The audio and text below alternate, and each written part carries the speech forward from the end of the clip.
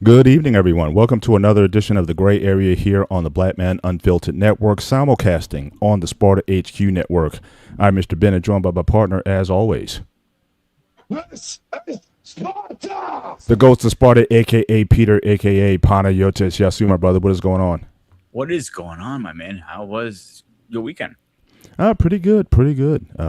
Just some more landscaping work, more shoveling and things of that nature. A lot of stone and just moving a lot of things around. So, Mhm. a little physically exhausted from doing that, but fortunate I keep my health up so I can do those things. It's like Mhm. I train to do those things, so it's not just taking me out. So staying fit, physically fit, so you can do like these everyday tasks without killing yourself. I mean, that's really, that's what it's all about for me. So it's getting good to, be able to have those choices to make Yeah, of certainly at course. my age. And so certainly appreciate that. But certainly we appreciate you guys being here tonight. Certainly already seeing a lot of watch hours and views coming up. So we really appreciate you guys being here tonight. Just again, make sure you hit the like button, certainly not only on this show, but also hop on over to Sparta HQ Network. Certainly show some love over there and just drop a like. Won't cost you anything to do that. And certainly we appreciate it. Anything you want to give to the network through a Cash App or Super Chat, Blackman Unfiltered Cash App scrolling at the bottom of the screen, or like I said, you can certainly drop a super chat there. And certainly anything that you want to give to us personally, certainly we appreciate support that we get from some of our loyal viewers. Again, our Cash Apps are also scrolling at the bottom of the screen. And today, certainly we try to do this once a month. Today is our call-in. All right, so again, I'm going to, in a few minutes, I'm going to drop the link in the chat, and you guys can come up and be part of the conversation. Now, again, our format is every 4 shows we do a call in, and so if you want to talk about something that we might have talked about in prior shows, and we've talked about everything from marriage to weddings to taxes to cancel culture and things of that nature, and a lot of times people have a lot of certainly things to say in the chat and say, hey, drop the link. But again, we only drop the link certainly to make sure that we end the show on time. We only drop that one link once a month, which is a call-in show. So again, if you want to chop it up with us as far as past topics that we've dealt with on the show, you can certainly come up and do that. The rules are your camera must be on, unless you're someone. Now, there's certain individuals that we know and we appreciate because of their backgrounds, but we know these people personally. So we give them a pass if they want to, for certain reasons, need to have the cameras off. But for everybody else, if we don't know you, you got to show your face and be willing to cam up to be on the show. And we don't have too many exceptions when it comes to that. Like I said, unless we've known, and a lot of the people who we know, we've met personally. So so again, we're pretty strict about that. But Pete, how was your weekend? Pretty good, actually. To spend it.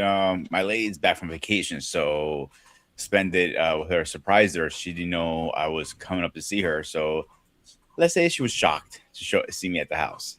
So she was gone for 10 days. She's not allowed to leave again. I told her. I got you. Nice, nice. Well, I'm just so happy for you that certainly you guys seem certainly this is a budding relationship, and hopefully it continues. And I hope to meet her real soon. I know we need to. It's funny you said that because we were talking about a bunch of things today and yesterday, and being away from her, I really didn't realize. I know she's listening on the other side. How much I actually missed her this last time. Oh, uh, She was in down the south visiting her family, parents, mhm. and being gone away from her this long, it was like I was having withdrawal this way. Wow. So I'm used to having her, just seeing her, here. You know what I'm saying? So 2 weeks, and when me and her daughter kind of like teamed up against her, she goes, you should come up and surprise mom. I'm like, oh, I'm on my way already. Right. So I got her flowers. I ran up there. The way we planned it backfired completely. So when I snuck into the house, I didn't see her. She was actually doing dishes. I Mm. ran upstairs thinking, me and her daughter said, I'm going to call mom in my room. You come in and surprise her. She goes, mom's downstairs. All right, I come. So I sneak down. Her son goes like, oh, shh. She turns around like, you want to say hi to me? She goes, I knew you're going to fucking show up. Yeah. Absolutely. Absolutely.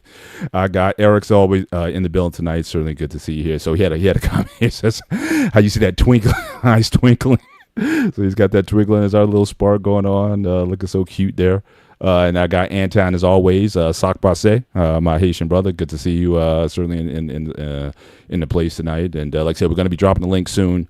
Certainly enjoying the conversation, but generally, even doing a call-in show, we still like to have a conversation going because we don't like to have a lot of dead space and whatnot during the show. So we're going to kind of chop some things up. So again, you can even comment and chop up on the things that we're going to be talking about. But we were kind of hashing this out before the show, and obviously, certainly in the world of sports, we don't talk a lot of sports on this show. But certainly, one of the things that is happening right now, everybody knows about, certainly is the World Cup, and it's here in the United States. And certainly with that, certainly the world is here, and you see the fandom, you see the ratings. You also see Team USA. They got into the into the elimination round. They play on Wednesday. They're sort of round of 32, and so there's a lot of buzz there, and that buzz will continue, assuming that they're able to continue to advance, get into the round of 16, the quarterfinals, etc. Then that's going to be a big, sort of boom. Certainly for soccer or football, whatever you call it. Here we call it. Actually, I read up today, the English were the ones who came up with the word soccer. We didn't. So the English called it soccer, and certainly, that's generating a lot of buzz. England is also in the mix as well. So, a lot of teams are certainly a part of this. But the one thing I noticed, certainly for some reason this year, like I said, I'm not a huge soccer, football fan. I know Anton, I know he is. I'm not a huge fan, but usually World Cup, it's like the Olympics. Like, there's sports in the Olympics that I'll watch that I have no interest in otherwise. Like, I've watched curling in the Winter Olympics, and it's like I have no use for this. I don't understand it half the time, but it's the feeling, right? It's the idea that this is, these guys are certainly, wanting to win the gold medal. They're very proud of their country. They're representing their countries in a lot of ways, and you really get into it. I don't watch a ton of hockey like that, but Team USA versus Canada, that's like must-see TV. Even if you are, even if you're not a big hockey fan, you can feel it. You can feel the nationalism. You can feel the patriotism that comes across in these contests. And people who wouldn't care about hockey or any of these sports otherwise, they get, they become a part of it. The same thing I see with World Cup. And I remember being at jobs where like the whole cafeteria would be filled with fans watching games, even if it wasn't their national team per se.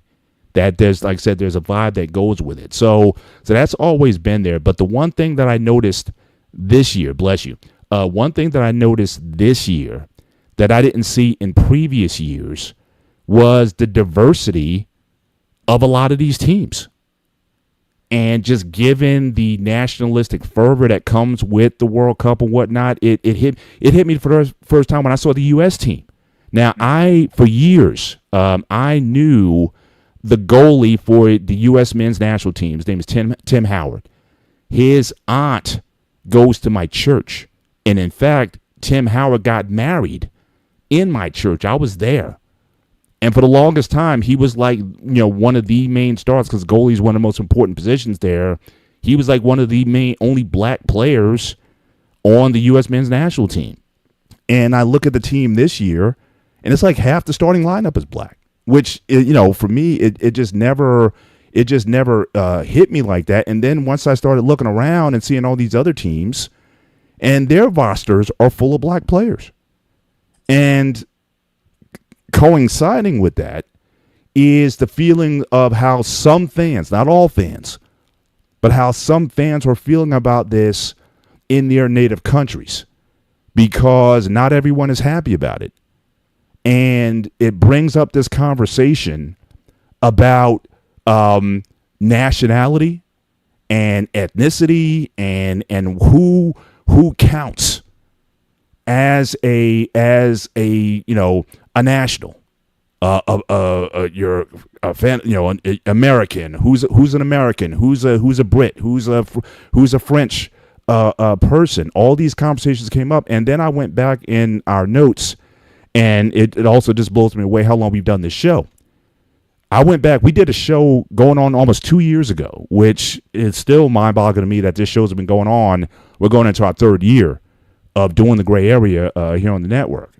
And we went and we did a show from back then where this idea of nationality and ethnicity actually came up, certainly in the conversation. So I went back and again, this was from August of 2024. We did a show where we talked about this. We talked about this very topic. That's not what I want to share. I want to share the PowerPoint presentation. But I got to start the PowerPoint presentation. That would help. That's why. But we had this combo about again, nationality, and it actually came out of the UFC. So you had this UFC fighter who had certainly won a world championship, and he had some very controversial comments at the time that upset a certain number of people. And so let me just bring him up. So his name is, and I'm going to butcher this guy's name, but Driscus Duplessis. Okay, so I believe he's from Zimbabwe, is his native country. And, he made news, but I stated the facts. I am an African fighter that resides in Africa. And that was actually reached out because you had a lot of these black fighters from they might have been, Nigerian born or Nigerian ancestry who weren't even living in Africa. They were living in other, America or other places, New Zealand or what have you.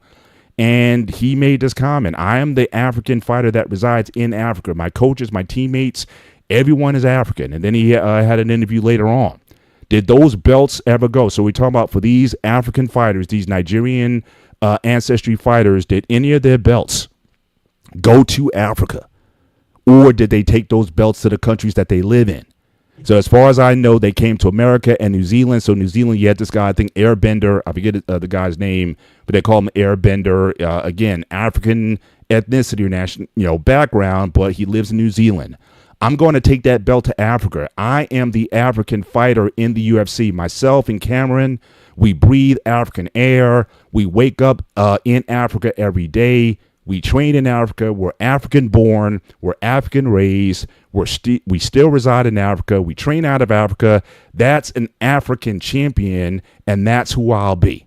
All right. So again, you can certainly look up those comments. Again, he had an interview. I'll just drop the link in the chat if you want to. If you want to, guys who want to look that up, you can certainly go there and look up his comments. But this, to me, it kind of reminded me of that conversation where you have a lot of people, especially in UK. I've been watching a few of the UK YouTube channels, and they've been talking about this idea that, they don't feel connected because of the number of players from the UK who are black or not what they would call English. They're not of English ancestry. And for a lot of people, they're feeling disconnected from the game because they're not necessarily seeing themselves in the game. So I just find it interesting. For all those years, this idea of nationalism was there, but now the dynamics of the teams are changing, and now people are upset about it. Now, at the same time, even though you have this national world event that's going on in these very countries, there's still these ideas about not only patriotism, but also immigration issues are at the forefront of everything now, and people are having mixed feelings about that. What do you do about immigration? Do we need to limit it or cut it down? People are worrying about being replaced, if that's such a thing, and it's raising concerns in people. So again, you have here in the round of 32, you have all these teams that are part of it. I said U.S. is there, Japan is there, all these teams, and when you look at the breakdown. So again, take the African teams out of it, right? It makes sense that if you're in Africa, for the most part, you're going to have majority African players on it. So again, the teams that got into the round of 32 are listed there. The 9 out of the 10 African teams qualified for the round of 32, which I think that might be a first. But then you look at the number of black players on all these teams. Again, France, their entire starting lineup is mostly black. 20 players on the French team. Canada, which I just saw today, 15 players are black. America has 11 players. Like I said, I've never seen that much representation on a team. And even a team like Japan that has 1 player on the team, Guess who the player is or what position that player plays? Goalie. Yeah. So he's pretty important. Like, you're going to see this guy kind of all the time. And so therefore, people are asking the question that, when you see guys like even Switzerland has 10 black players on it. And people are confused to how is this going to affect? Will this affect the game long term? If you're seeing a lot more black presence across the board in football, association soccer, whatever you want to call it, is that going to turn people away from the game because of the number of players? Is this an immigration issue? And the other thing about this as well, and certainly I'm about to drop the link in a minute if folks want to talk about this. Even for the players, even for the English players, they're still feeling the brunt of segregation, discrimination, racism, etc., even on their teams. Even when they go back home. Now, it used to be a big thing. In fact, I remember, I think it was Nightline, one of those late night news shows. They actually did a segment on it, talking about the abuse that a lot of black players who play for a lot of these English clubs were getting while playing. Like, if a black player had the ball, the people in the stands would start shouting monkey chants when they got the ball. I mean, it was just how they were being treated, even though sports is supposed to be the ultimate meritocracy, right? If you're good, you play. And even these guys are still getting it when it comes to play. So again, these themes of what does it mean to be an African? What does it mean to be an American? What does it mean? Especially, next week, America celebrates its 250th anniversary. What does it mean to be an American? What does it mean to be a Greek person? Imagine if, and I think I asked you this before we got on the show, if the Greek, and again, I'm not dissing, all right? I'm not dissing you, Pete. If Greece fielded a national team that made it to the World Cup, and if the majority of that team was black players, would you still feel, or would the general Greek population still feel that sense of national pride, knowing that their team is, certainly not only made it to the World Cup, but what if they did get into the round of 32, or they're actually a contender to go far in it? Would that even change the perception of how black people are viewed in that country? Now, America's gone through that, right? We've gone through that period where Jack Johnson became the first heavyweight champion. We went through it when Joe Louis fought Max Schmeling in Yankee Stadium in 1938. And a lot of people credit that to helping to turn the tide in terms of how black people were viewed in America by him defeating Max Schmeling and the whole, German situation that was going on at the time. Can this be actually a useful thing to help unify people and stop looking at this idea of race so much when it comes to sports, and we can just root people on because they're citizens of these countries, they sacrifice for their countries, and not just in sports, whether you serve in the military or you function within the government of your country. Can we get to a point where we can end all these ethnic clashes that we're seeing, or people so worried about being, the browning of their country? So there's a lot there in terms of, and I know I long stroked it, but there's a lot of, to chew on there in terms of what's happening, certainly with the global game, and certainly soccer is the global game without question in terms of viewership, compared to the Super Bowl or anything else. I mean, it's up there in terms of viewership. Is this a positive thing? Soccer is the number one sport that it doesn't matter what country you're in, you're going to play it. Even in the States, it's becoming very popular here right now. I was surprised how popular it became too recently, but it is becoming very popular. So 1, 2, you mentioned the Olympics beginning. Like, I always have a hard time with the Olympics because who I root for? Do I root for the Greeks or the Right. It's my USA, old right? country? You know what I'm saying? So I root for both. And like, if I get first and second place, medals for Greece and America, that's a good day for my opinion. Simple as that. Now with this international things players, really don't give a shit what color your skin is. I don't care. If you're a good player and they draft you on the Greek team, kudos to you. You're still a Greek player in my eyes. And I literally just had this conversation with my girl today. Like, you being Greek doesn't mean you have to be bloodline anymore. I realized that by dating her. Mhm. It's tradition. If you follow traditions, I'm cool with it. You don't have to be blood to be Greek. Mhm. I know a lot bunch of Greek who are, saying they're Greek, but they're not 100%. Does that make them less Greek than me? No. I think we overthink where your bloodline is and where you come from. If they're residing in Greece, playing for Greece, and they're damn good players, I don't have a problem with it. Like, end of the day, is a player. I Mhm. remember growing up in Greece, the sports. I was a really big sports fan back then, but I do remember this part. Um, so there were a few players that grew up in Greece that played in Greece. They, got drafted to Greek teams, but there are a lot of players that are from overseas that got drafted in the Greek teams. Doesn't make them a less player. Doesn't make him a less, a traitor. Mhm. I'm cool with it. I don't Mhm. see a big deal about it. Yeah. With overreact to those stupid as shit, in my opinion. Yeah, I mean it's certainly, like I said, for a lot of people they're turning the game off, and you just had here certainly comments from Pat OD75. Now he's trying to bring a political angle into it in terms of whether or not it's a left versus right sort of thing or what have you. But again, I thought sports was supposed to be the ultimate meritocracy. And clearly, France is clearly doing well. They got one of the best players going in the World Cup in Mbappe. So are we looking, is the solution then to say, look, to be a player on a national team for the World Cup, that you must have ancestry that goes back how far? How many generations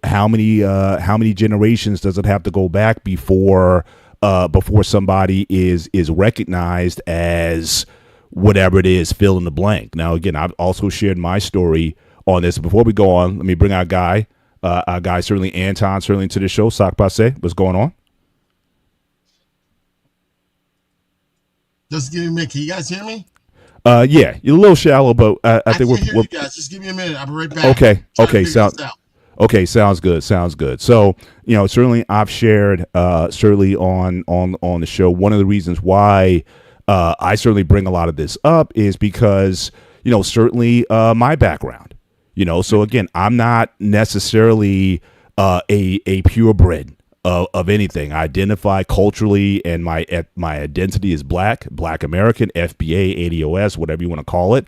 But I've been very transparent about my background. This is my ancestry test, and I just checked it because it's kind of shifted and pivoted over the years. But I, certainly, have shared this on many occasions. This is my background. I'm from all over the place, right?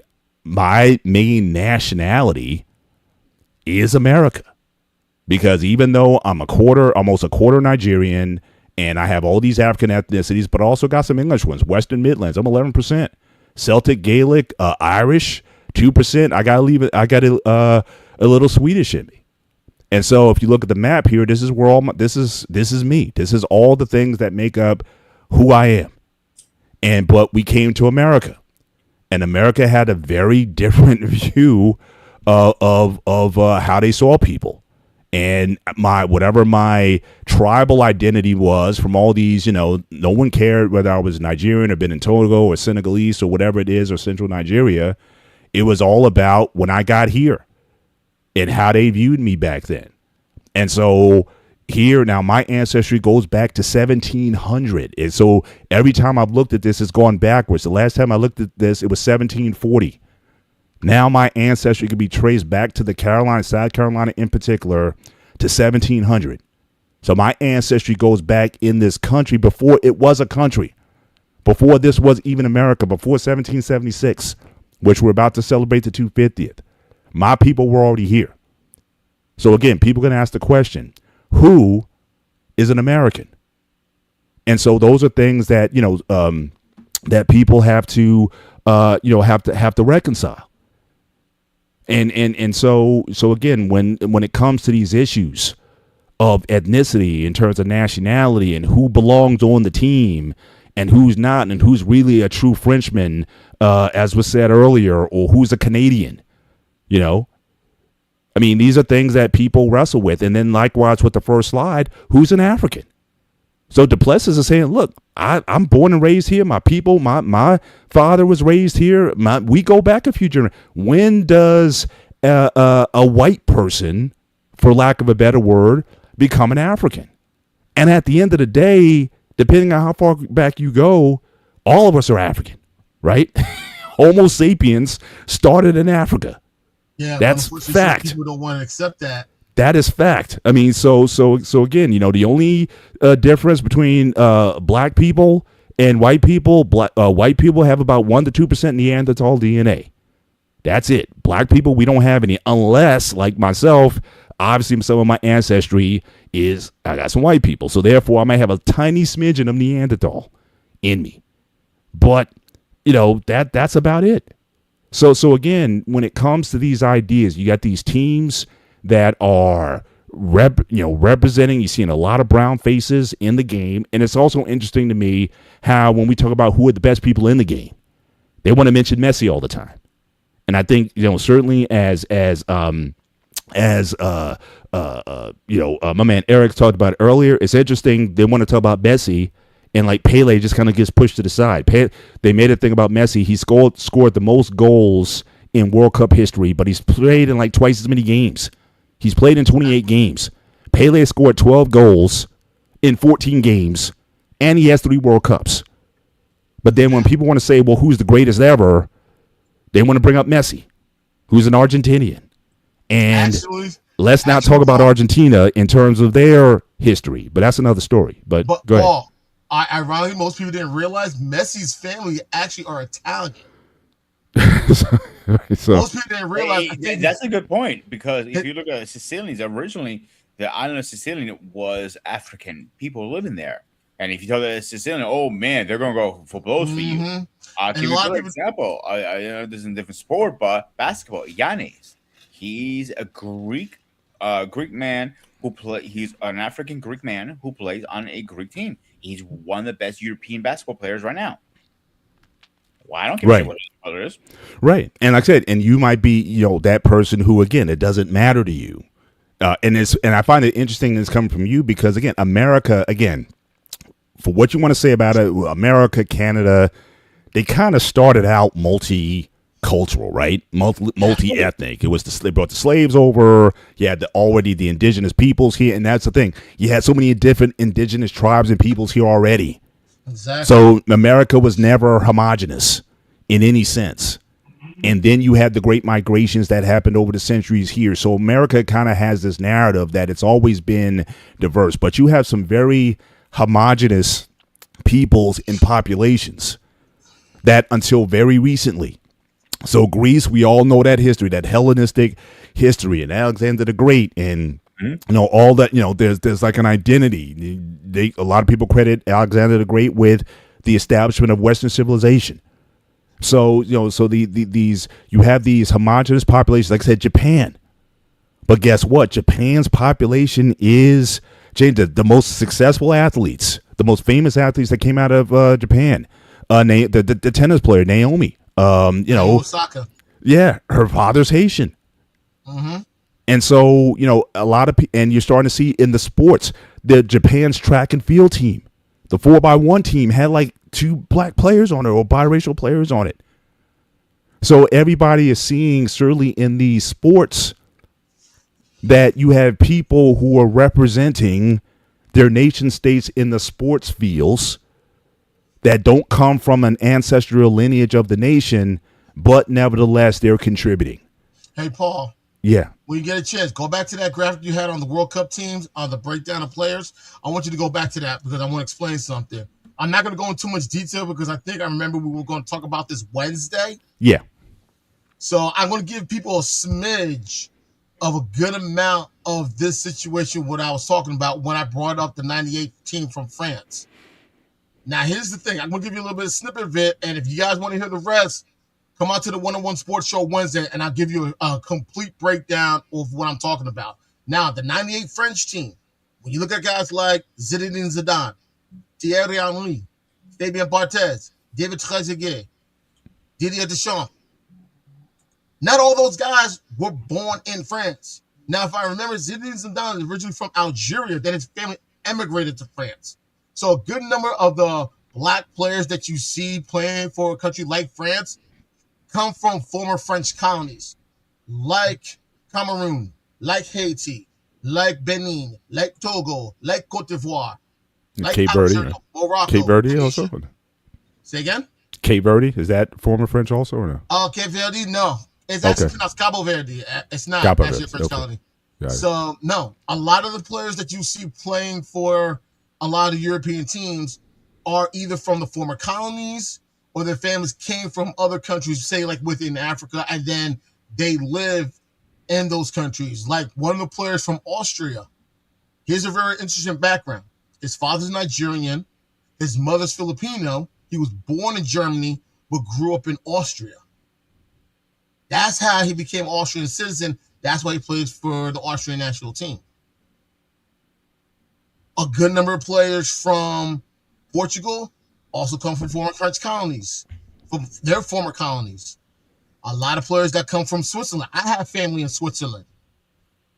So a lot of them came from either from the Caribbean or from parts of Africa. So that's very, very common. It's a lot more common than people realize. And this goes back even before 98. And that's why I don't want to go into detail now because I got you. I want to explain it on Wednesday's show. Gotcha. And we also want to open up this conversation, so I am going to drop the link in the chat. So again, to review again, if you come up, camera must be on and be on at all times.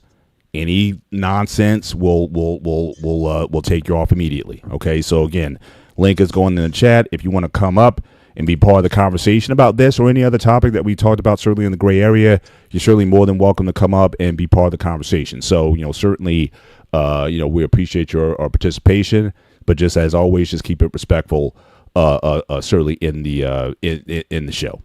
But these larger themes, I think the World Cup is more so a sort of like a case study of, again, what is going on nationally. Like a lot of these countries are having conversations, just like we're having in America, about immigration, about who belongs and who doesn't, about assimilation. And even if you do assimilate, will you still be accepted by the people at large? Like, my people are mostly assimilated into this country. I mean, we kind of go sort of all the way back. But if we want to, but that conversation is this conversation is certainly being had from a political nature. And again, we don't try to talk about too much politics on this show. But now it's like anything else. They're saying everything is political. And so it's like you can't get away from the conversation even when it comes to a sporting event. We just had the Knicks who won the NBA Finals, and then as soon as that was over, then there's a conversation about do they go to the White House or not. And so you're always having this mix of politics kind of seeping its way into everything in the conversation, that it's hard to just enjoy the sport. But but certainly these things certainly do come up. So just Anton, so your thoughts overall, and especially when it comes to that first slide I showed about Duplessis from Zimbabwe, and his feeling on how he felt being a citizen of Africa, being an African that he's invested in, and that when he won the title, it was for the continent of Africa, and those sort of things. And does he have a point? If we want to be fair about it, does he have a point just as much as anybody else in this conversation? He does have a point, and I hear where he's coming from. And I know for a fact some people are of course going to make a big thing out of it because he doesn't look like you or me. Plain and simple. You do have whites that live in Zimbabwe. You have whites that live in, I believe, Tanzania. You have whites that live in South Africa. You do have a white population in uncertain areas of Africa. But of course, we all know the history on how they were able to live there. A lot of these places were colonized in some way, shape, or form. They make up the minority, so they were part of their demographic and their background are part of the individuals that ran the country for a significant amount of time. And I think that's the reason why people are basically trying to just ignore him based on that simple fact. South Africa has always had that type of a history. Mm-hmm. You have the Afrikaners, the white South Africans. Yeah. People forget you have some still of British descent as well as those of Dutch descent. Right. People are so quick to forget that. If you look at the old flag of South Africa, two of the flags that you're going to see on there are the Union Jack of Britain and the Dutch national flag as well. So it's very common to hear white South Africans speak with a slight Dutch accent or have names of Dutch origin. It's very common.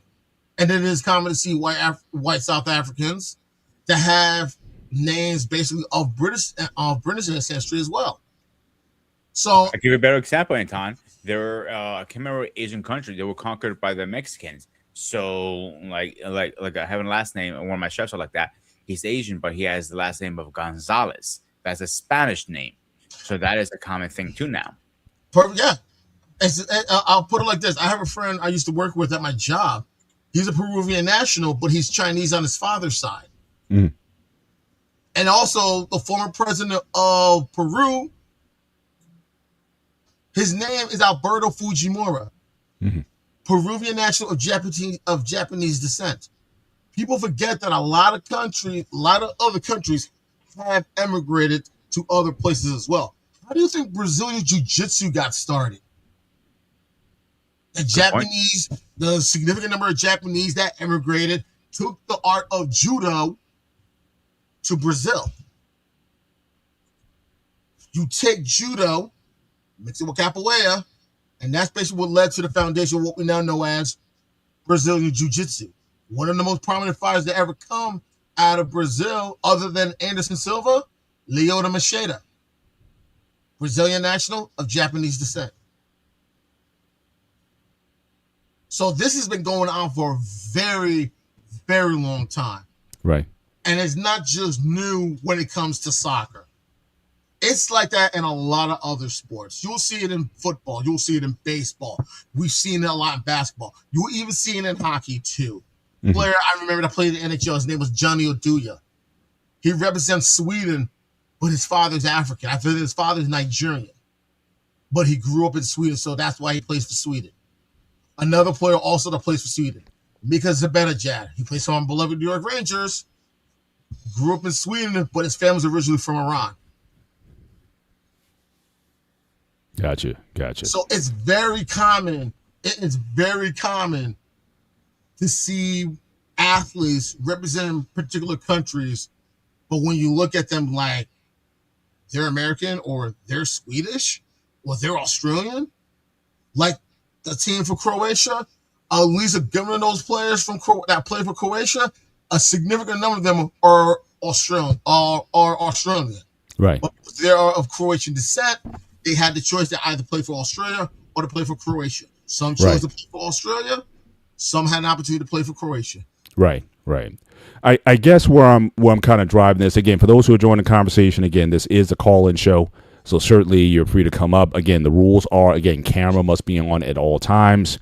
We will certainly take out any unnecessary conversation or whatever. We'll just bounce you off the show, but we're having a conversation. You can talk about certainly the topic that we're talking about or any other topic that we've covered on another show. You're free to come up and have a portion of the conversation. All right, so again, no problem with that. Shout out to our guy Liberty Chitcher, certainly in the chat tonight. So Lionel Messi, again, certainly he's had a historic career. Barcelona, I mean, he's been dominant. Certainly in this era, and again, he's certainly the leading goal scorer, certainly in World Cup, no question about that. But the question is he the best? And again, to me, that's a sports debate. That's a serious sports debate because for a period of time, Messi was being compared to another great Argentine player, Diego Maradona. And the reason why people put Maradona a little bit ahead of Messi was because he brought home a World Cup title in '86 in Mexico. Right. And people are always talking about Messi's this great player, but he never had a chance to win the World Cup. Right. He dominated in European playing for Barcelona. He did very well playing for PSG. He's now starting to do his thing here in the U.S. at MLS for Inter Miami. But everyone kept saying he's this great player, but he's never won the World Cup. Right. Look what happened the last World Cup in Qatar. He was holding the trophy. Right. So now, because he did that, now he's moved ahead of the late Diego Maradona as one of the most prominent Argentines to ever play the sport. Right. And of course, they're always going to have that debate of, is he the GOAT? And there are a lot of great players that came before him. You were even having people talking about he might be the GOAT of GOATs, like comparing him to like Michael Jordan or some other Tom Brady. Is he on that level when we talk about the greatest athletes of all time?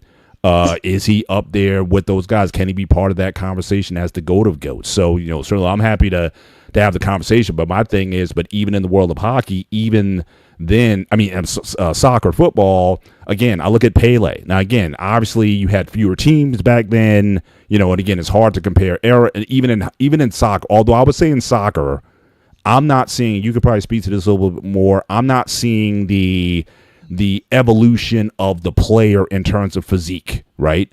It's like in basketball, back in the 60s, the center was like 6'4", 6'5". Right. Now you're 7 feet plus or whatever. The athletes at football, back then you could play offensive, defensive line at 240 pounds. Now the average guy's 100 pounds heavier. So there are clearly some physicalities that have changed in these other sports that make, comparing these guys harder. And then you ask the question, could that guy play in today's league just given the physicality of the game? But to me, in soccer, football, it seems like, you got to be somewhat small. I haven't seen any 300-pound soccer players because you're doing a lot of running. The average guy, you'll run 7 to 9 miles in a 90-minute match. Right. So size is not your friend. When some height might be an advantage, but Messi, he's like 5'6". He's a small guy. He's not. So again, staying low to the ground, that might be an advantage for him. So again, to compare someone like Pele to Messi, again, I welcome that sports conversation, but I just find it interesting when we talk about this growing change in the game where you're seeing more people of African descent, recent African descent. I'll just say that because, like I said, everybody started in Africa. All right, everybody. It just depends on how far you want to slide that time scale back. Right. Everybody started there, but let's just say in the last 500 years. Let's just say that last 500 years, you're seeing this browning in the game, especially on a lot of these European teams. Mm-hmm. And it's just interesting how that's going on when you're having these other conversations about immigration and what it means to be a national of a country that's going on. And so to me, I guess the bigger question where I'm really driving all this is is it time that we end some of these labels, some of these definitions? We all know that the concept of race is a social construct that really doesn't have, the DNA says we're all of us. In fact, human beings are the most related out of any of the primates. Like if you look at chimpanzee population and whatnot, the genetic variance between chimps is significantly larger than ours. We're 0.01% different between any other human being in the world. So I don't care if you're black and white, Asian and black, Asian and whatever it is. We are so similar to one another, but it's just amazing how that 0.01% has done a lot of damage in the world in terms of just the ethnic divisions and the tribalism and all the isms that we talk about in the world. So again, as the world is getting more global, right? We've conquered regions and borders and natural borders like rivers and oceans. We've conquered all of that. Fast forward 100 years from now, is any of this really going to matter I that don't think I'm so. of a certain ethnicity or nationality or whatever it is. That can we ever get? And I'm talking to somebody. And again, I don't know, Anton, if you had your DNA. Again, I shared mine earlier. I am in part. I am the world, right? I mean, I'm talking about we are the world. I am. This is me. I mean, I'm all of this, right? Sorry, Pete. I don't have any Greek in me, but Thank God. well, see now, I find it interesting. We're having this conversation, but there's one person on this panel who is afraid to take a DNA test because he doesn't want to know whether or not you might be a little, you might be a mutt like me. I don't know. That may come as you see how he bounces off the show. But yeah, I guess come on back in. But again, are we going to get to a point where these classifications, are they really going to matter at the end of the day? That for all these people in Great Britain upset that they don't have quote unquote Englishmen on the team, whatever you want to define that is. Honestly, you're never going to see a team GB or the United Kingdom in the World Cup. I think I posted it in the chat too. All 4 home nations that make up Great Britain all field their own teams. England, Wales, Scotland, Northern Ireland, they all have their own teams. Mm-hmm. They don't, okay, let's come together and play under the Union Jack. They don't do that. They don't. Right. And what people don't realize, there's a significant amount of strong dislike all towards the English. Right. Which is that again, that is kind of like the lunacy of it all. Like even again, I mean, even amongst the major portions that make up Great Britain or the United Kingdom, you have these divisions, even though people who, for the most part, look like each other. Yep. But then even on the national, on the English team, you have people from England who are upset that you have all these minority players on that make up their rosters. So again, it just once again just shows the ignorance or the idiocy of this idea of race or nationality or borders or what have you. That at what point are we going to just look, this is a human family and it's going to get brown. I mean, people are marrying interracially. We've done shows in the past on interracial marriage, interracial dating. The world is connecting. Yeah. And you're going to have a lot of people where it's like, how many people now you see, like I said, in TVs and advertisements and whatnot, interracial couples.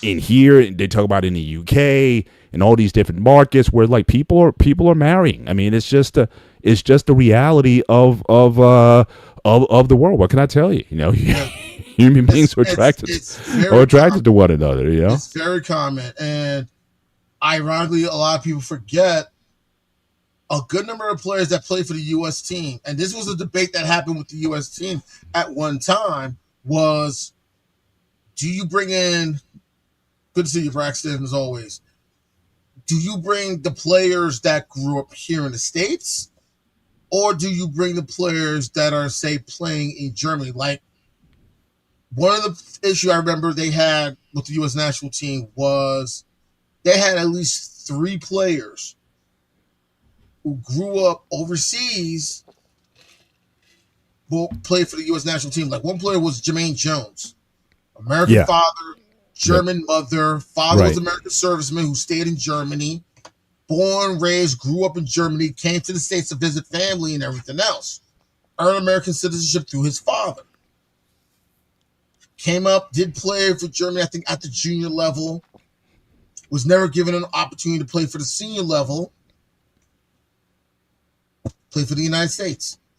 A lot of people didn't see anything wrong with that. And of course, you're going to have those small number of people that made a big fuss. Yeah. Is he really American? Because he grew up in Germany. Yeah. Or and even more. Yeah. Fuss. I got you. Well, even more recently, right? You had on the 2024 Olympic basketball team, Joel Embiid, who basically grew up kind of in France, but chose to play for Team USA. But people forget, I can see why he wanted to play for France. His family's from Cameroon, a former colony of France. So it's very common for anyone from the former French colonies, like I said before, to play for France. It's common for someone from Angola or Mozambique to compete for Portugal. Mm-hmm. Or maybe or even someone from Brazil, which is really happens. Or and we've even seen people from Nigeria, or maybe from the Congo, or from some other countries compete for Britain, or maybe Canada, or maybe the United States. So this is not anything new. It's just now being more and more noticed and recognized than ever before. This has always been going on in a lot of sports. I just said it. And I just gave you the name of 2 hockey players who play from Sweden, but they don't look Swedish. That's very common. This is not anything new. I can tell you, perfect example. Would you believe at the Winter Olympics, the men's hockey team had a Latino on their team? Mm-mm. Yeah. You know who it was? No. The team captain, Austin Matthews. White father, Mexican mother. See? Yeah. People forget. Yeah. So when I tell people that, they look at me like, you're serious. I wouldn't lie about something like that. It's the truth. And I remember there was an article, I forgot who did. I think the Hockey News did an article, and they were talking about the diversity of the players in the Olympics on the hockey teams for all the countries on both the men's and the women's side. So this is nothing new, people. If you're still stuck on this, like you're supposed to look a certain way to represent a certain country, where the hell have you been? Mm-hmm. Okay, Liberty Switcher. So he's married to a white woman. That really has nothing to do with it. It really doesn't. I'm just saying anybody can play or compete under a particular flag for whatever reason. Right. Like I said, I got family in Switzerland. I got cousins, first generation. Their parents are Haitian, but they were born, raised, and educated in Switzerland. And they hold Swiss passports. I got family in Canada. Also, parents are Haitian. Born, raised, educated in Canada, have Canadian passports. It happens. Right. And I guess because I've seen it so often growing up when I was younger, it never really fazed me. And I guess because I grew up, I remember going to a school where a lot of the kids were all first generations. Mm-hmm. I'm talking about coming from everywhere from Italy to Uruguay to the Philippines to South Korea to what used to be Czechoslovakia. Right. So I'm used to seeing Americans of various backgrounds because of their parents. Right. Right. But the but the larger question still remains. Again, next week, America celebrates 250. And it seems like, again, we're still asking the question, who or what is an American? That people are kind of still having these conversations. You served in the military. To me, that's American enough. I mean, that's like for me, like the ultimate say, if you put yourself on the line, I don't care even, how you got to the country, whatever, you swore an oath to protect and defend the United States against all enemies, foreign and domestic. You put time in. Whereas you might be somebody who never served, but then you want to hang on to some banner to say, well, I'm more American than you are, whatever, or go back to your country or something because your name might be different, or you might have a different religion than somebody else. Like there's a lot of nationalism that's going on, not just here, but in all these other countries where this idea of national identity is being raised.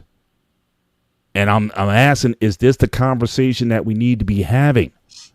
Yeah, we do. And again, if you talk about the course of human history or just history in general, Peter, you go back to the Greeks and whatnot. People get conquered. I mean, Romans, Greeks, whatever, the Egyptians, whatever. People get taken out, mixed, or what. It's all part of it. But people are so afraid of losing their identity, whatever you want to call that, or why is that something so proud to be held on to? That people are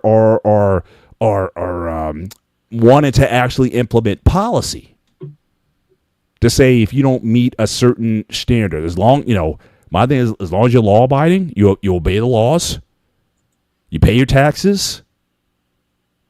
If called to serve, you serve in a mill, whatever those things are, then why shouldn't that settle the debate? Or because you want to go back to some racial purity test, or or even when it comes to ideology, that people are starting to require certain things of you, or that you have to buy certain beliefs that are becoming more specific in nature. So it's not just enough that you believe in, again, obeying the law and paying your taxes and whatnot. It's some other stuff that if your politics doesn't align with something, you're not American or what have you. Because you know what it is, Paul? For a very long time, those who made this an issue never had their identity questioned. They never had anything about them have to be questioned. And you know what I'm talking about when I'm going there. You have people who lived here in the United States for so long, and they never had to be questioned about their nationality, their loyalty or love of country, so on and so forth. You and I know that. Mm-hmm. Now, because you're seeing people that don't look like them that are also citizens, now they're panicking. Now they're worried about what they think an American is supposed to look like is changing. Because you have a certain demographic that have been so comfortable for so long, they found ways to make everyone else uncomfortable.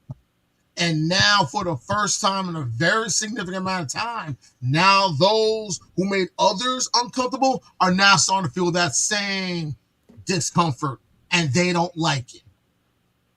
They don't have a problem putting smoke out there for everyone else. But now, the minute that smoke's starting to come down to them, now it's a problem.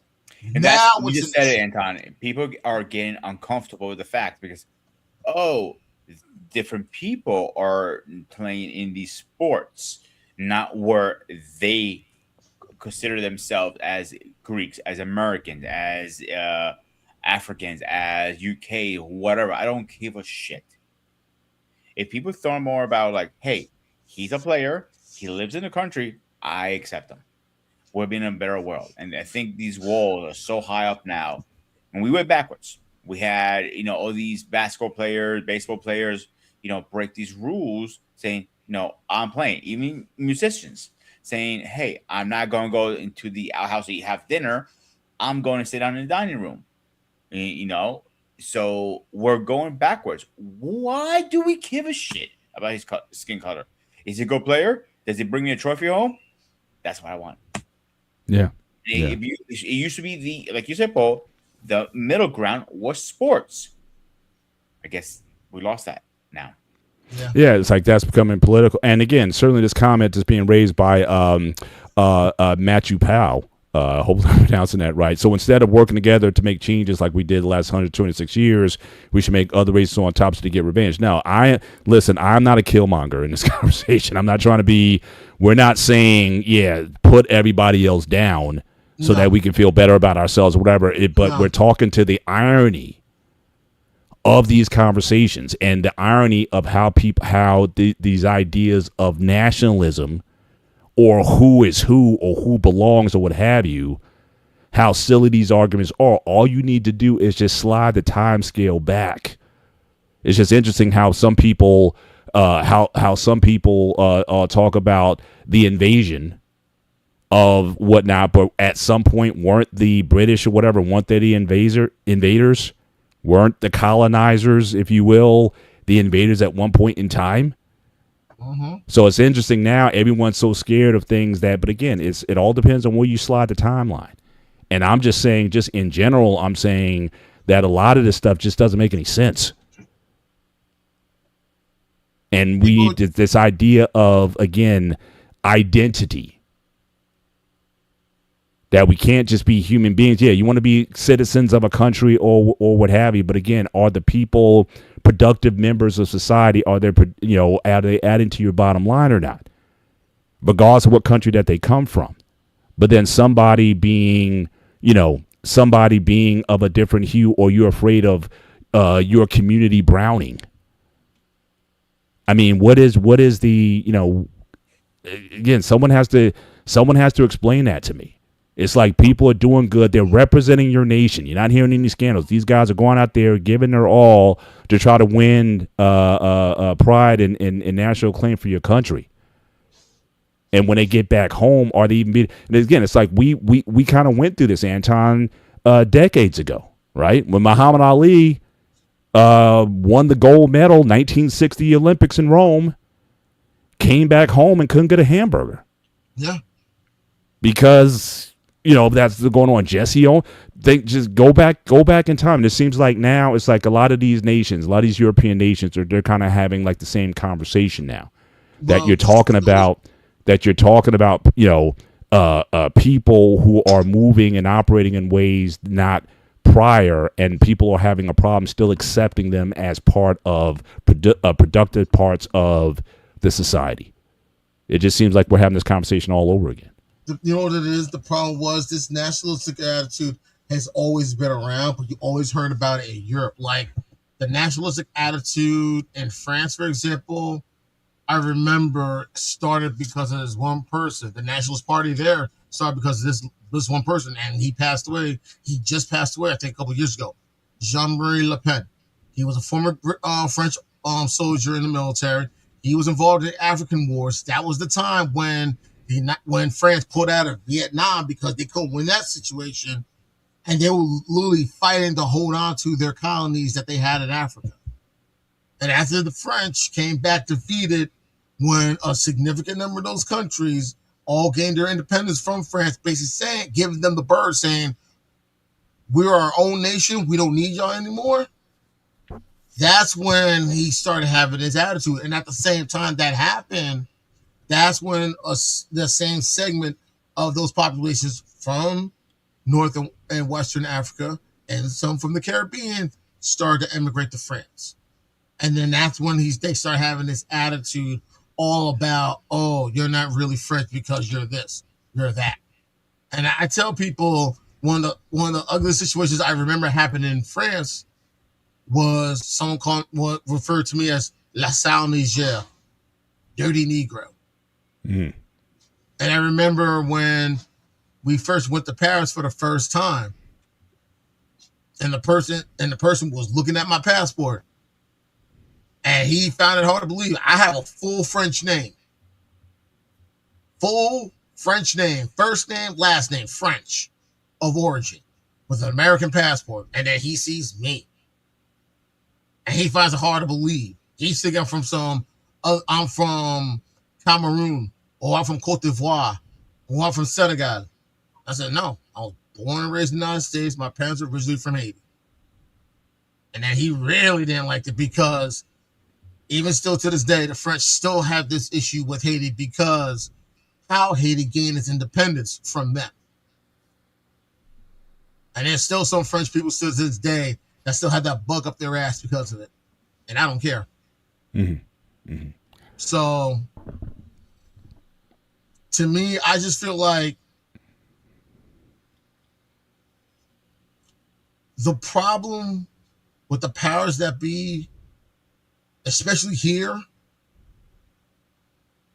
they're holding on to their privilege like a whiner clutching his last bottle of whiskey.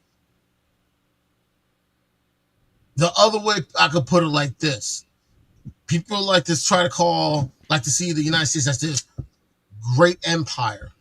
And we all know in history, all great empires eventually fell. We saw it, and we've heard about it in Rome. We heard about with the British Empire. Oh, the sun would never set on the British Empire. Yes, it has. And now we're seeing it here. And BMU, yeah, I know you're listening, and you remember when I said this. you have a segment of people that are trying so hard to make sure that no one hits the reset button. And the way things are going, maybe it's time to hit that reset button. Mm. I think the reason why the powers that be are trying so hard to hold on to what they have is the minute you hit that reset button, they're going to lose that 400-year head start. And they got to start from scratch like everybody else. The only problem is everybody else is going to find a way to be resilient and find a way to move forward. And they won't be able to. Mm-hmm. Because now, Matt, he's asking, now, how are you defining, because I wasn't part of that conversation, so what do you mean by the reset, or what does that look like from your view?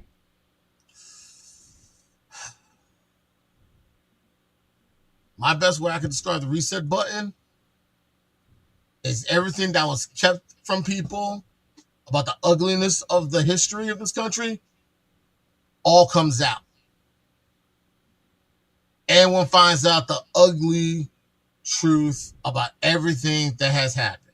Right. All right, so that's information, that's knowledge, and certainly to Lisa's point here. Again, we do have certainly access to certain resources. Obviously that'd be a lot of information. Yeah, but even if it did, I don't know if that necessarily moves the needle, because again, information's there and the information's been there, whether people want to accept it or not.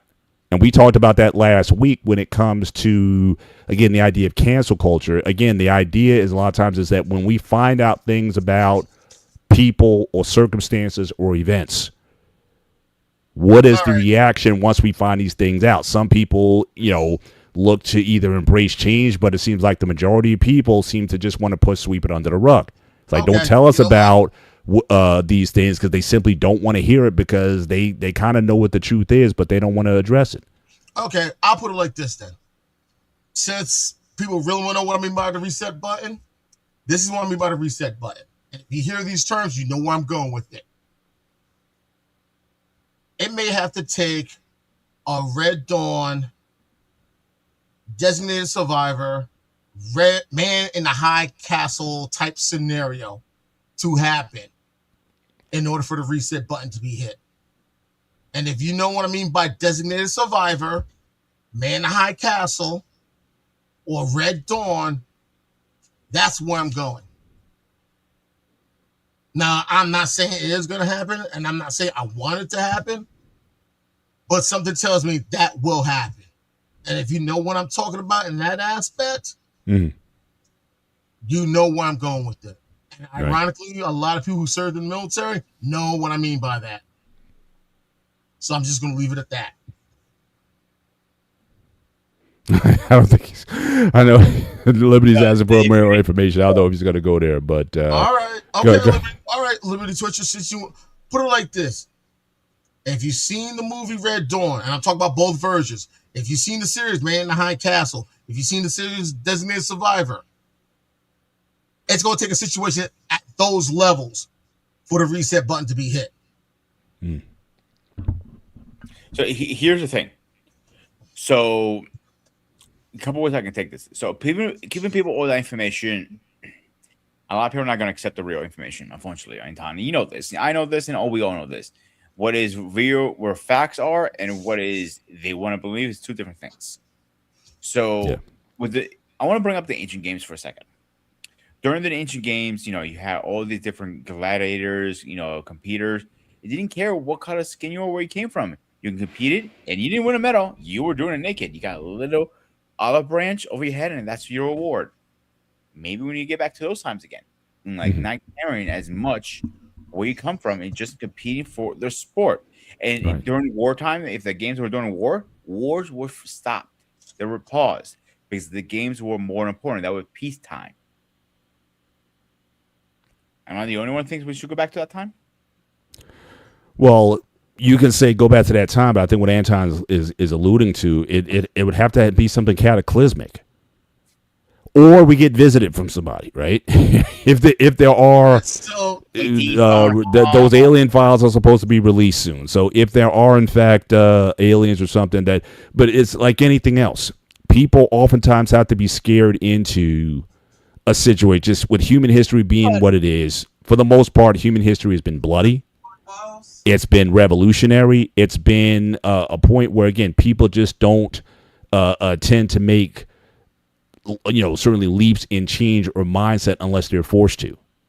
And so I think, it's almost to a point, it's like you kind of have to hurt here. You got to hurt enough to get off that nail. So the dog laying on the nail, why isn't the dog moving? Because it doesn't hurt enough. It's got to hurt enough before people say enough is enough when we're going to do something different. Because at that point, if it does go certainly in some of the directions that certainly Anton's talking about, then again, none of this stuff is going to matter.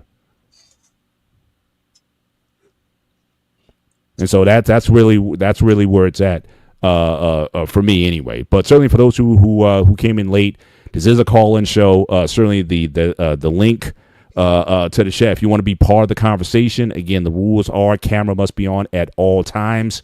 And again, we will not tolerate any riffraff certainly in the show. Again, I'm dropping the link in the chat. If you want to come cam up and be part of the conversation, you can certainly do that.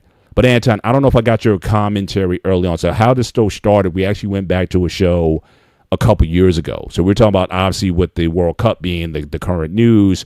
But again, this was sort of the thing I kind of went back to. So again, you had this guy Duplessis, who's, I believe he's from Zimbabwe, right. and he talked about how his identity, how he identifies as a person, and it's just interesting that even you had a lot of black people, a lot of Africans, were deeply upset by what he said, and the more I heard it, I'm like, yeah, he kind of has a point. Now, again, you want to talk about colonization and all this kind of stuff? We kind of know that history or whatever. But again, what am I going to say to a guy? There was a guy I worked with. He was from, I think he was also from Zimbabwe, and he spoke perfect. He was Indian by ethnicity, but the guy spoke perfect. Whatever the language of the people, he speaks it perfectly. Like me, because a lot of brothers sometimes will be like, yeah, black people and whatnot. But I am, if you just add everything together, with the exception of how I look, and even then I don't look like I'm kind of, I can go there. I'm going to stick out when I go there because I don't have the complexion, right? But even if I did, that's the only thing I would have in common. This guy knew the history of the country. He spoke the language of the country, but his background is Asian Indian.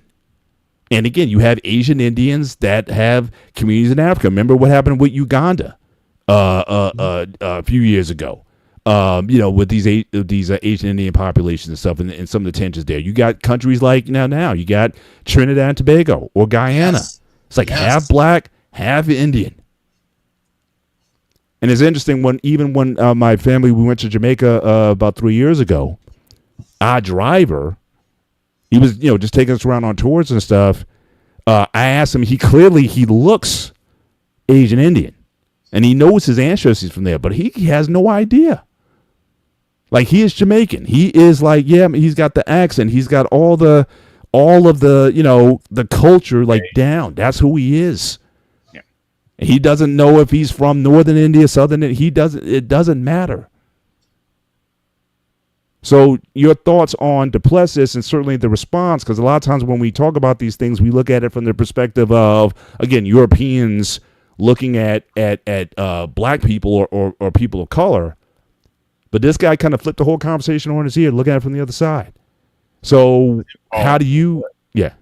Like I said originally, it wasn't 2 years ago, I think we did that show with this guy. And I said to you back then, it doesn't matter where he's from. It matters where he's trained and where he lives and where he resides. If he feels he's more African than, let's say, you or anybody, he has the right to say that because he's living there and you're not. You're African by culture. Same thing with me. I am Greek. I lived and was raised there. But am I currently living in Greece? No. If somebody a person in Greece can call me up right now, come on the show, it calls me out like you're not really Greek because you don't live there anymore. I have nothing to push back on that, unfortunately. Mm-hmm. I'm more American than Greek right now. That's the point, unfortunately. Like, now, unfortunately, it is what it is. You know what I'm saying? It's not like It's the hard truth, but it's the truth sometimes. yeah. Like I said, Duplicity has a. I see where Duplicity is coming from, and like I said, Zimbabwe has a significant white minority. So do a lot of other countries, and I even said South Africa has a significant. White minority. Yeah. So, if you have individuals who live there, who reside there, who know the history, who speak the dialects, of course, people are going to question and saying, "How can you call yourself African and you're white?" And I remember having a discussion like this with a friend of my sister's who's from South Africa. He has family of British and of Dutch. His family was one of the few whites that were never fans of apartheid.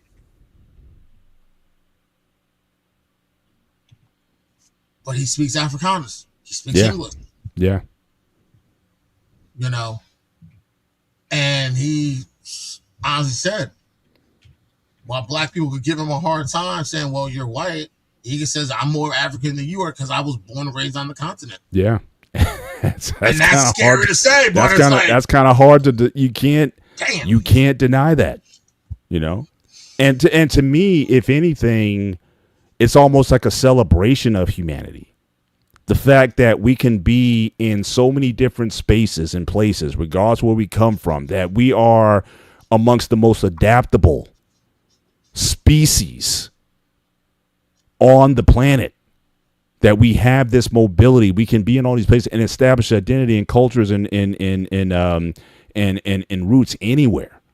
I mean, I think it's a testament to us, but I think for a lot of us, we don't see it that way. We just see it as being again, just another reason to divide or just something else to get angry at. But we gotta certainly, or sometimes worse, people think we see it as a burden, a curse. Yeah, it's not. Yeah, I mean, okay. I was born and raised here in the United States. My parents are from Haiti. My grandparents are from Haiti. My great grandparents are from Haiti. I'm very familiar with the culture and everything else because my parents remind me of that. My extended family reminds me of the culture and the identity of my people, of my ancestry. Right. I haven't stepped foot on Haitian soil since I was a child. I would love to step foot on Haitian soil. Maybe I'll feel this sense of relief. Maybe I'll break down and cry because I'm finally on the land of my ancestors. Yeah. You know, people don't realize the importance of that sense of connection. And I think that's what people don't realize. The importance of knowing your history, knowing your roots, knowing your lineage, having it passed down, looking at layouts of your family tree and where your family's from, knowing where your family has branched off to different places, knowing that I have family still here in the States, knowing I got family in Canada, knowing I have family still in Haiti, knowing I have family in Switzerland, knowing I have family in Italy, knowing that one of my relatives from Canada lived in China for a year, knowing that one of my other cousins from Canada is married and lives in Switzerland. Gotcha. Want to get into certainly we had a guest coming in, the OG, the wise one in the chat tonight. He's also a member of the 7B Club, the Bold and the Beautiful, the Beneficent, Benevolent Ball Brotherhood of the BMU Network. We're still taking applications and membership. And so, Peter, certainly you're more than willing to certainly join this club and organization. But let me certainly get the OG, the true OG of the network on the channel, our guy, R. Payne, in the build tonight. What's going on, sir? How you doing? What's good, old man? And I must also represent. So again, when we talk about one of these things is not like the others, not only do you have these three bald, beautiful brothers on here, also New Jersey natives. So we got 3 New Jersey natives and 1 PA native here as well. So all the more reason, Peter, join this wave, join the revolution here. Certainly you're surrounded by greatness. So I'm just saying, just want to give that to you. What's up, gentlemen? What's going on? What's good, sir? How are you doing? Hey, I wanted to get on that. Hey, what's that? I want to get on that last conversation about the white boys saying they're African. I mean, they're well within their rights, but I think they're being a little disingenuous. Mm-hmm. I think that a lot of them are being because they don't live the African life. They are African. They could tell a Black American. First of all, I think Black Americans falsely act like we're Africans. We're not. We're Americans. Mm-hmm. You know, and so, but the point is, I think a lot of them are disingenuous when they use that to prove a point. You know what I'm saying? You were born there. Yeah, you're an African, but I think because of the way the world is, I think we make African synonymous with having black skin. We probably don't need to do that anymore. Right? With all the colonization that's been going on and all that kind of stuff. Like for example, we look at England and we look at Italy or Greece. We could try to say, well, when I'm Greek, you automatically think of a white man. Well, you can't tell what's his name? Giannis Antetokounmpo? Yeah, you can't tell him that. You know what I'm saying? So I mean, we have to move past this whole thing of where we're born, that's who you are. So that they're well within their rights to call themselves African. But are they African when it's convenient? Because of the black African don't live the same kind of life they do. Especially when South Africans use that trope. South African whites. So I'm not saying they're all bad and all that kind of stuff, but we know that South African whites hate black people, and it's only a generation since, just one generation since they had the worst goddamn apartheid system known to modern man. So you can't tell me that shit's going in one generation. Right. It's not. Yep. That's true. It's not. So anyway, I just wanted to say, yeah, you're African. I don't want to take that away from you, but let's not be disingenuous about it. You ain't living a black African life. You're not. So and some of that's just black Africans' fault. It's so corrupt in that goddamn continent, man. Everybody comes in and takes whatever they can. The Chinese are gonna annex that shit. And let me just say this last thing. Any of you guys used to see Mr. Robot? Oh, I remember that series. No, I remember the. Have you saw that, Pete? You didn't see Mr. Robot? No. Oh man, Mr. Robot, man, the series was fantastic. But talk about going down a rabbit hole. Yeah, but one of the underlying things of that was they had this secret hand of Chinese people, right? And they wanted to get the world to approve them to annex the Congo. You know what I'm saying? And I started to look into it. China is almost taking over integral parts of Africa. And African people who live there can't even participate in that because they've been sold out. So I'm just trying to say is everybody's exploited that continent to no end. And it's still going on now. And I don't know whether it's in our gene that passed to us in America or not. But somehow we've been the brunt of colonial jokes for generations. And it's sickening. Anyway, so I didn't want to go down the road. But if you haven't seen Mr. Robot, y'all got to see that series. I'll check it out. I'll check it out. It's fantastic. A couple of episodes, you'll be hooked. Anyway, so that's all I wanted to say. But I mean, this is a good call-in show. So I said, let me call in. Yeah, appreciate it. But let me get your view since you're also a sports guy. Yeah. So your just view on again what we're seeing in the World Cup in terms of just the demographics. That again, for some reason I didn't notice because, like I said, I knew Tim Howard, I think he was on 3 World Cup teams. I think 04, 08, and 12. I think. And like I said, I know his family. So he was always like a 2006, 2010. Yeah, so he was always like a standout, as far as, African-American players on the team. And now, like, for some reason, like for the first time, because you watch how they introduce the teams, everyone's doing their posing and all that kind of stuff. It's like, man, there's all these black players on the team. And then I looked all across the board, and you had all these teams that had a large number of black players on this team. So do you think that this is a good thing in terms of, maybe people will start to see it just for the game it is? It's just football. It's just, that, maybe it's one of those things that can unify people. Or do you think it's going to be a bit more divisive, especially in these countries that are having their own arguments about immigration and what it is to be a French person or from Portugal or whatever it is? Because it seems like both of these things are going on at the same time, even though these guys are busting their butt trying to simply win a World Cup for the countries they represent. No. Listen, first of all, I'm not a big soccer fan, right? But I've seen some, and it's been black players have permeated that sports for years. It's not new. Mm-hmm. And the hell that they take over in Europe, Yeah. It's unbelievable the hell they get into and how they're treated over there. I think one of the biggest things is because now we're in America, and now they're being seen through an American lens. And it kind of shows that, once you're here in America, it's kind of like, I got to use it. I hate to use this goddamn term. Excuse me, Lord. It's like a sanctuary. Being over here playing soccer is like a sanctuary for everybody because of the way we're set up as Americans. You know what I'm saying? So the black players actually have relief. They don't got nobody in the stand doing monkey jokes. Monkey chants. Like I talked about that earlier. That's right. You know what I'm saying? Crazy. That's right. It does happen, and a lot of people don't realize, like the monkey chants, the throwing of the bananas, and sometimes even the Nazi salutes. And it's not coming from like the regular everyday fans. Right. These are coming from the ultras. And for anyone who don't know anything about the ultras are those diehard, got nothing to lose fans who will take over one section of a stadium, right, and raise hell.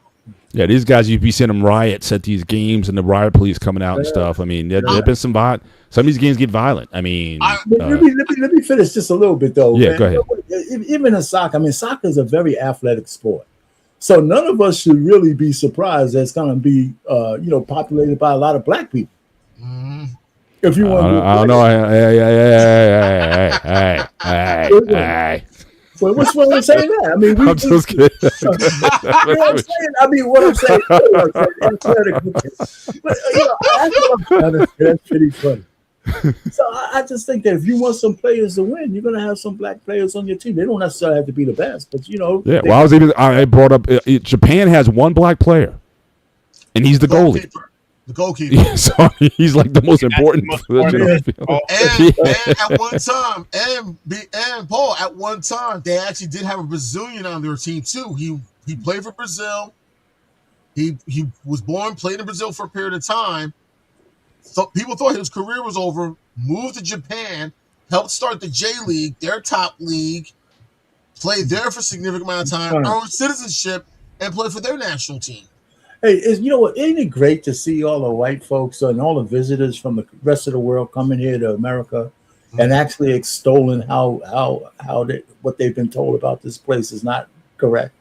Mm-hmm. That's true. And you see, I've seen so many videos. These guys are like, holy wow, they just don't go down to downtown LA and see the homeless. They don't go to South Central or go to downtown Newark or anything else. Oh man, but I don't know. But yes, I don't know if I answered your question. I think it's great. I think you did. But it's just all this given that since again next week America does celebrate 250. Okay. Your thoughts on the upcoming, what it may mean to you personally, if anything. And just your overall feeling, and just FYI, ladies, we're not going to have a show next Sunday. We're going to take off because of the July 4th weekend. No show, but just your thoughts on since we're talking about again World Cup and just all these things, and the fact that people are seeing America the way we are. We're just I think first of all, the 250th anniversary of America is a fantastic thing. And the only thing, it's fantastic. It's funny. I had a conversation with my daughter about, and I don't want to get into politics, but people hate the man in charge. There's enough people who hate the man in charge that taints almost anything he's trying to do. But America is separate from that. There's 250.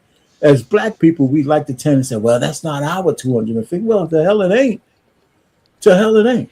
Mm-hmm. Right? Even if we talk about slavery, I think as black folks, as black American people, we're the people with receipts that we helped build this fucking place. Because my language, that's right. We got receipts.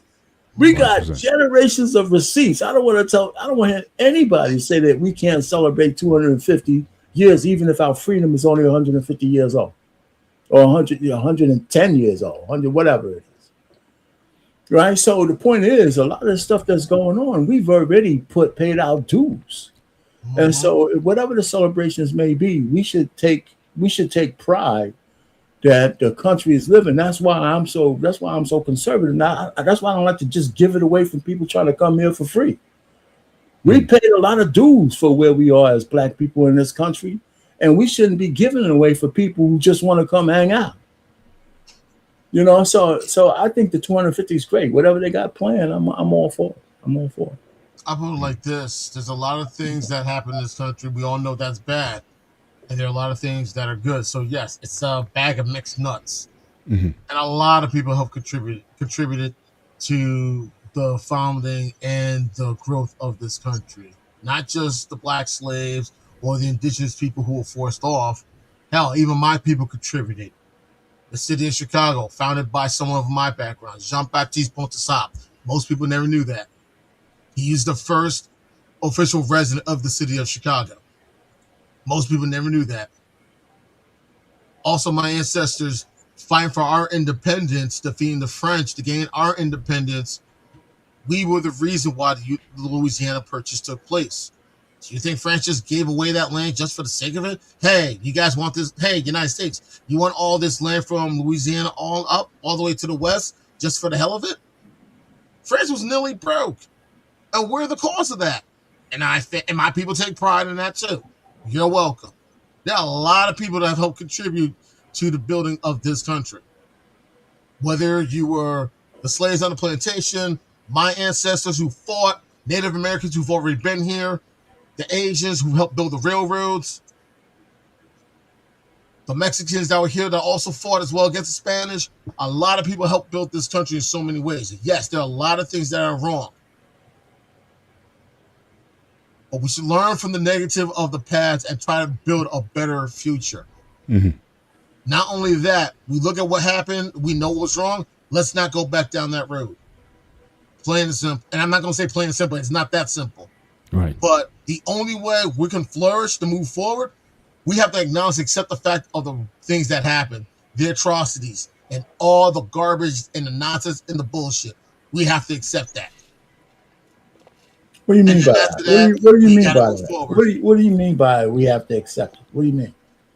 Do we have to have like a truth and reconciliation council like they did in South Africa? What do you mean by that? Yeah, that's the place to start. I don't know if reparations. I know a lot of people feel like reparations is the answer. A part of me feels like I see where everyone's coming from. A part of me feels like I don't know if that's going to work or if it's going to take just that. But it gets to the point that there's a lot of things that have happened in this country's history that a lot of people don't know about. And it's time to put it out there. And it's time to accept the fact that not only things that happen wrong, but there has to be a way we can get better and move forward from here. Okay. I mean, I have mixed feelings about stuff like that. I mean, I think we should be informed by the past. However, every time we have those conversations, somehow we get stuck in the past. Sometimes we get stuck in the past. On these panels, I very rarely see anybody talking about how do we see ourselves in the future. Very few. I mean, it's limited, if any. And and I argue with BMU about this a lot. I said, because he got a lot of stories about his grandfather in Louisiana and all that shit. Okay, cool. So, but once you know, what do you do with that information? How do you propel that into the future to say, okay, we're not going to make these mistakes of the past. I teach my kids that these are the things to look out for, and then okay, let's get on with the job of shaping what the future should look like. And then I try to step back. I said, my time is more than spent because the future doesn't belong to me. It belongs to the young guys. If you're 40 and younger, you got a chance to shape your future, even if you're a little older. But if you're in your 60s, my job when I talk to people is, what do you see yourself in the future? Because I could sit down here and give you all the shit about the past I can, but unless it's beneficial to you, why are we dwelling there? What are you going to do with your life? You're not going to put this albatross around your neck and say, because of slavery, because of that, because of Jim Crow, because of that. Okay, what you going to do with it? You know, so I that's the only thing I have. And I'm not saying don't know your history. We always jump to that. I'm not saying that. So, but what are you going to do about the future? I agree, but let's just real quick, and we got about 15 minutes left in the show. Certainly, anybody who wants to jump on and be a part of the conversation, again, camera must be on at all times, and we monitor things closely. So, if you want to be part of the conversation, the link is in the chat. But let's talk about the future. Let's talk about just trending, certainly in this country and even in Europe. Now, again, everyone's dealing with, and again, especially with the backdrop of the World Cup with these diversified teams. Teams are diverse, but yet they're still talking about immigration. And they're talking about this idea of this fear of national identity. And people are concerned about those things going away. So, like, are we going forward in terms of this idea? Is this concept of even national identity, should that even be a thing? That what defines a nationality? How far you want to go back and look at that? Are those even conversations even worth having, just given what these World Cup teams are looking like, and just overall? I mean, people are just marrying interracial. I mean, the fastest growing group in the world is like interracial marriages. So everyone's going to look like, you know, some blended person at some point in time, as long, you know, these borders have been taken down, information passes freely between nation states, is all out there. So are we going forward, or or these folks talk about national policies, are we actually going backwards in a way to try to nationalize a certain look or certain ideology? Should we separate nationality from interracial marrying? For example, right, in America itself, right? I believe that integration or intermarrying and all that interfaith, all that stuff is inevitable, right? Because the world is smaller. Does that mean we shouldn't have national borders? Because we don't all culturally think the same, And I think that here's my problem with unfettered immigration, because immigration without assimilation into a certain culture is colonization. Right? Part of immigration in America in the later years is because we wanted those people to become Americans, not so they could have little enclaves of whatever the hell they were before and not have allegiance to the country. If you take away the national borders, I don't know about you, but I don't want our country to look like Somalia. I don't want our country to look like any other country but the way it is right now. And so if you take those borders away, and you have people who are in charge that, like, for example, Mondani's a communist. I don't want to live under a communist regime with open borders to everybody and all that shit. I don't want to do it. Now, I don't have as much time on this earth doing that, but we already know through history that shit don't work.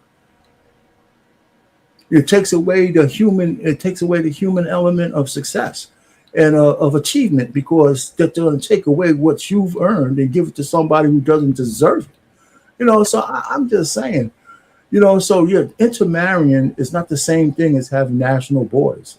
America proves that. They got people who are Chinese or Haitian or Black or American or Greek who are American to the core. The nationality is American, but their heritage is all over the different world. But they're bounded by the flag. Right. But the only distinction I would make, I guess, either with the America or the flag, like, we kind of started that way to an extent. Right. Whereas you've had these countries that have, like Greece, thousands of years of history there, of a homogenous, Japan, a mostly homogenous population that is starting, at least in terms of how people are looking. Look at their sports teams. Look at the track and field teams, the 4x100 team. Look at their World Cup team. Look at, again, Naomi, I forget her last name, the tennis player. Osaka. So, again, it's almost like a lot of these countries are starting to have the conversations that we might have had 50, 60, 100 years ago. It just seems like now they're getting a taste of what America went through, and maybe it may not affect us as much because we've had this conversation, or because we're kind of in the process of doing this, where for them it's like, oh, there's black people here in the country. Oh, I don't know what to do with that. America started, again, my people were here before America was here. My family came here 1700. So again, it's not. So to me, it's like they're starting to kind of go through what America is currently going through or has went through. Would you see that as a difference? But they have an opportunity to control it. Look what's happening to Europe now. Japanese. I think there was only one race of people who are more racist than white people, and that's the Japanese. Really, right? So because when I'm saying in terms of protecting their homogeneity, if you want to use it that way, people didn't conquer. Europe didn't conquer the Japanese. When those sailors got there, they found some people more arrogant than them. So if they see immigration in Japan, they're going to control that so they don't lose their borders and their national identity, not like Europe has, not like London has, or France and all these other places. Belgium is trying to correct the mistake of unfettered immigration, because the way of life that's coming in from these third world countries is not the way they want to live. So England is so bad now that throwing people in jail for misspeaking and giving them long terms, right? So I don't want to live like that in America. So the point really is, you could pick your poison. Now, the sports team is one thing. Having enclaves of people colonizing your country is another. It's just another, right? People don't look at it like the Somalians in Minnesota, and I'll be real quick. They were one election away from having a bloodless coup in Minneapolis. And the only reason why they didn't win that mayoralty is because the Mayor Fry understood that there was a faction of Somalians who hated the faction that Ilhan Omar belongs to. And he got them to vote for him as opposed to voting for that Omar Fatah.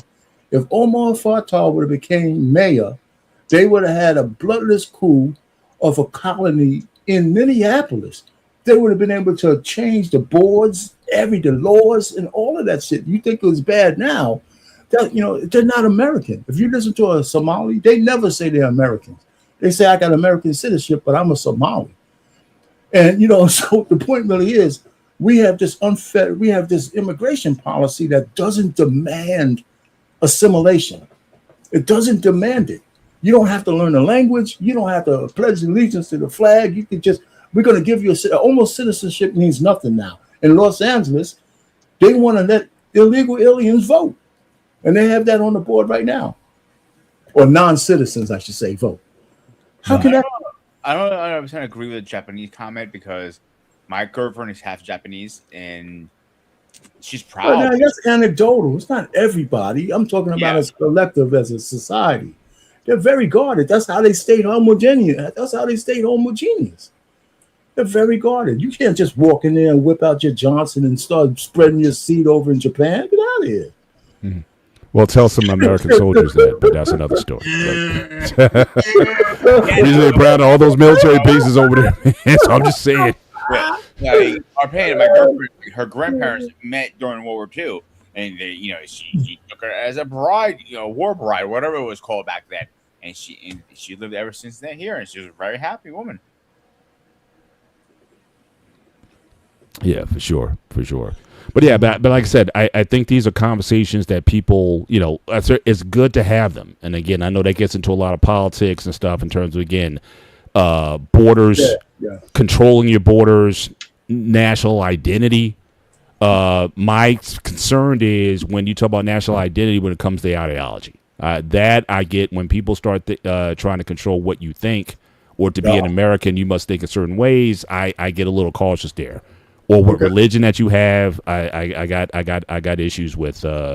I got issues with that. So again, that's a slope that people try to define again what an American is, and I don't know if you can do that. You mean if you stay in the country for a certain period of time, you pass a citizenship test, you know the laws of the land, you serve in our military, you obey the laws, you pay your taxes. I think that's American enough. But for some people, they're wanting more in the definition of what it means to be an American, and I just think that gets into a very narrow way of doing things. I don't disagree with what you said. If you're a citizen, you're a citizen, and you're going to define whatever you're going to. It's because the line has been blurred between legal citizens and people who are here illegally. That line has been blurred. There's people on the campaign trail now, so it doesn't matter whether you're here legally or not. If you're here on this soil, you deserve all the benefits as an American citizen. I don't agree with that. I don't agree with that at all. But if you're an immigrant and you go through the process and you become American, then hey, you're my brother. That's it. Mm-hmm. Shout out to Mantrell in the building tonight. With Papa Chef, he's like, you made so. Shout out to my dude. Where were you earlier, man? You always missing these calls. You always don't get on the conversation, but so I wonder if Mandrell would say the same thing about South Korea, but we're gonna leave that for another discussion. That's another. We ain't going there. We ain't going there. Don't tell on yourself, man. Yeah. But we're gonna start putting the landing gear down on this plane. Don't want to take on too long. So we appreciate the chat. Certainly, people again every week we're finding new people in the chat who are certainly contributing to it, whether we agreed or disagree with all your comments tonight. So again, certainly Machi Pal. Hopefully I'm pronounced that right. So you've been contributing to the conversation. Christian Marshall 7777. You've been certainly in here tonight. I said it right. Okay, I appreciate that. But again, I appreciate you guys being on. Not sure if this is your first time being here. Again, the Gray Area Show, we kind of cover everything dealing with, again, common culture. We don't go heavy into politics. We try to steer away from that. A lot of times they say you don't talk about religion and politics. We try not to go there, but it's about two different perspectives for the most part, unless we have a call-in show. And we talk about just different things in society, marriage, family, community, activity, sports, just things that we share. Because a lot of times when people have the conversation, more times than not, we realize that we're more common than not. And so again, that we go off the theme, the gray area being the black guy and the white guy, but we find there's a lot of gray between us. And I think if more people had a conversation rather than just feeding the algorithm of just dissension and disunity and whatnot, we can just talk like adults and be respectful of each other, not always agreeing, but we just have that conversation. I think everyone's better off. And certainly, even in the chat, when you're having this, when you're having this conversation, certainly we appreciate certainly be here. So again, this wasn't about classes, race. We just had in the world of sports. It just so happened that we kind of went into this lane. Really, tonight we were talking about just nationalism and what does it mean to be a national of a particular country. In the end of the day, like, listen, I'll be honest with you guys. A lot of things he says, I don't agree. He argues about his baby oil all the time. I'm not going to our pain. He's too old. I'm going to let him pass. Seriously, like we don't. You don't have to get along and agree 100%, but you do have to respect each other. If you respect each other, this world will be a lot better. And this is why we came up with the gray area. I'm like, we're doing 3 years now, Paul, thing, right? Yeah, it's crazy. Like I said, when I went back and I saw that show that we did on the topic earlier, I was surprised, man. 2024, we're kind of going to our 30th. I mean, yeah, I think it was like early 24 or late 23. Yeah, same with me. I've been here for a while. Yeah, so again, it's been great, and the crowd, certainly the audience has been growing. Like I said, we get new people engaging with us every week. Certainly, we're glad that you like it here. It's not a requirement for you to shave your head, but again, the 7B network, we are accepting membership into the organization. Don't be like George Jefferson. Don't do the half dome thing or whatever. If you're gonna go all the way. So we take our baldness with pride. Certainly in this space, but you're more than welcome certainly to join our membership. Certainly, Kyle Beats, appreciate you being here tonight. Certainly with the conversation, really appreciate that as well. And absolutely, differences help us to grow, and we just try to do that in a conversation. But I think we can kind of come to closing thoughts, and certainly we can help land this plane. So, our pain, since you are our senior OG here, and we got to get together soon. I haven't seen you in a minute. Yeah, man, we got to make that happen soon. But anything you want to say, share some wisdom with us as we close the show. Before you laugh, I probably lost like an ounce or two since I saw you. Real good. You in there? I see you pumping it. You pumping the iron. You getting the biceps showing it. Different things, man. I'm trying, man. I'm trying. I got to. I'm in that age. But tomorrow I have my show tomorrow. You know that, right? And The show was called Kings of Queens, right? I mean, queens or pawns. The power that black women have in the Democratic Party. Are they queens or are they being used as pawns? That's So the title is on the thumbnail. So it should be a. Gotcha. And your show is, I think, 7 p.m. Eastern Standard Time? 7 p.m. Eastern, yeah. Eastern Standard Time. So, again, you can certainly join our Payne show. Always on Monday evenings on the Black Man Unfiltered Network. Certainly go there and hop on. But, Anton, any closing thoughts for you before we get out of here? Great discussion and everything else. Now, we did talk about the World Cup and everything. And if you want to... Now, hang on. Save some of your smoke. If you got sports takes, save it for Wednesday. That's what I said. I said if y'all want to hear more of the discussion we were having, I said I didn't want to bring it here. But if you want to hear what I'm saying, come to the 101 Sports Show, and I'll give you a very good history on some of the things that we were talking about, and you'll see what I mean by that. So come in on Wednesday, 8 o'clock, I believe. 8 p.m. Eastern Standard Time here on the Black Man Unfiltered Network. Right. And I'll give you a breakdown of that. What you see at the World Cup now is not new. This has been going on actually for a significant amount of time. This even goes further back before when I mentioned the 98 team. So come on Wednesday and I'll break it down and explain it to you. There you go. And I'm glad, again, Match Power, if I could get a look at Albert said, well, how do you know if you don't try? So give it a shot. So yeah, my age, I lost mine. So again, mine can't crow back. So again, I was either going to go through that door, or it was going to be the constant comb over, or make it. Now I see these brothers getting this ink. You see what these guys are doing now? They're getting nah, I ain't doing that. I don't do any tattoos anyway, and I'm not doing the head tattoo thing. I've been shaving my head for well over 20 years, so I'm good. I enjoy it. And you've been using baby oil for over 40, probably. I went to one barber. I used him once, and he screwed up. He goes, just spraying something. I'm like, what the hell are you doing? I'm like, sheesh. With tonight, it's sports, guys. We make everything racial and political. Let's keep sports and fun. We're always gonna argue which one is better, the Jets or the Giants. The Jets are better anyway. Or God. Fuck off up there. The Giants, the Eagles, or the whatever. I don't care. And the Yankees versus Mets. Greece versus America. I don't give a shit. It's sports. It should be fun. You can argue about who wins, who loses. It shouldn't be a political or racial thing. That needs to stop. If you realize that, then you're drinking the wrong Kool-Aid, my man. Gotcha. Well, I would just like to say, I mean, I'm kind of piggybacking off of Peter a little bit. I think sports. I think the beautiful game, I believe, as soccer is oftentimes referred to. I think it is an opportunity to see the world. Just like I had the same feeling when I was watching the World Baseball Classic in the spring. We have all these different nationalities and ethnicities coming together.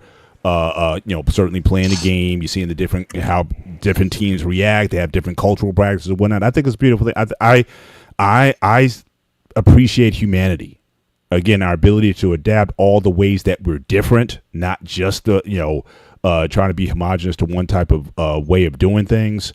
And certainly seeing this growth in black participation, certainly in soccer and other sports that we're seeing, or whites participating in sports that have been traditionally held by black people. Look at the NBA. We've had certainly a lot of European players who've certainly been dominant in the leagues as of late, and I think that's a beautiful thing. I mean, I think let the best man, regardless of their race, ethnicity, where you come from, let the best people win, play and potentially win.